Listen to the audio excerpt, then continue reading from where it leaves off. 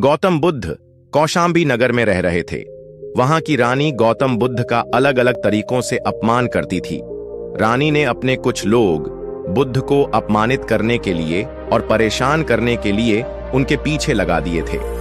रानी के आदेश पर वे सभी लोग बुद्ध का विरोध कर रहे थे, लेकिन बुद्ध ने किसी से कुछ नहीं कहा। उस समय बुद्ध के साथ उनका एक शिष्य भी था, उसका नाम था आनंद। आनंद ने बुद्ध से कहा, मैं लगातार देख रहा हूं कि ये लोग जानबूझकर हमारा अपमान कर रहे हैं। जहां हमारा अपमान होता है ऐसी जगह हमें नहीं रुकना चाहिए। बुद्ध ने आनंद से पूछा, हम कहां जाएंगे?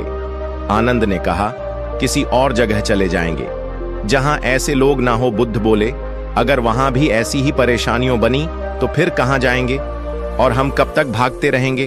अपमान भी एक समस्या है। हम अहिंसा, धैर्य के साथ विनम्रता और शालीनता से ऐसे लोगों का सामना करेंगे। बुद्ध की सीख परेशानियां हर जगह हैं। हम परेशानियों से बच नहीं सकते, इसीलिए समस्या चाहे कैसी भी हो, हमें उसका सामना करना चाहिए। किसी व्यक्ति के लिए पहले से ही कोई राय न बनाए। गौतम बुद्ध का एक खास शिष्य धम्माराम आश्रम में अपना काम करता और काम पूरा होने के बाद वह एकांत में चला जाता था। वह किसी से ज्यादा बातचीत भी नहीं करता था। जब धम्माराम एकांत में ज्यादा रहने लगा तो अन्य शिष्यों को लगा कि इसे घमंड हो गया है। शिष्यों ने बुद्ध से धम्माराम की शिकायतें करनी शुरू कर दी। एक दिन बुद्ध ने धम्माराम से सभी शिष्यों के सामने पूछा, तुम ऐसा क्यों करते हो? धम्माराम बोला, आपने कहा है कि कुछ दिनों में आप ये संसार छोड़े देंगे, तो मैंने ये विचार किया है कि जब आप चले जाएंगे तो हमारे पास सीखने के लिए क्या रहेगा। इसीलिए मैंने ये तय किया कि मैं एकांत और मौन को समझ लूं, ठीक से सीख लूं। ये दो काम आपके जीते जी मैं करना चाहता हूं। बुद्ध ने अन्य शिष्यों से कहा, तुम सभी ने देखा कुछ और समझा कुछ।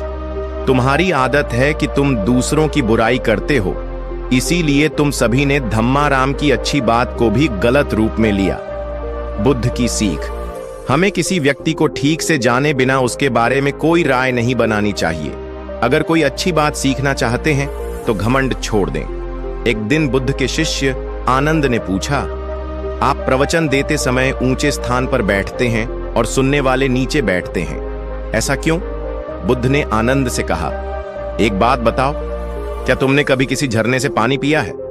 आनंद बोला, हां, मैंने झरने से पानी पिया है। बुद्ध ने पूछा, तुमने पानी कैसे पिया? आनंद ने कहा, झरना ऊपर से बह रहा था, मैं झरने के नीचे खड़ा हो गया और पानी पी लिया। बुद्ध बोले, अगर झरने से पानी पीना है तो नीचे ही खड़े होना पड़ेगा। जो सत्संग, कथा या प्रवचन होता है उसमें कहने वाला ऊपर बैठता है। उस कथा का संदेश ग्रहण करना है तो सुनने वाले को नीचे ही बैठना होगा। नीचे बैठने से हमारे स्वभाव में विनम्रता आती है, हमें अच्छी बातों को जीवन में उतारने की प्रेरणा मिलती है। ऐसा करने से हमारा घमंड दूर होता है। बुद्ध की सीख, अगर कोई अच्छी बात सीखना चाहते हैं तो सबसे पहले अहंकार छोड़ देना चाहिए।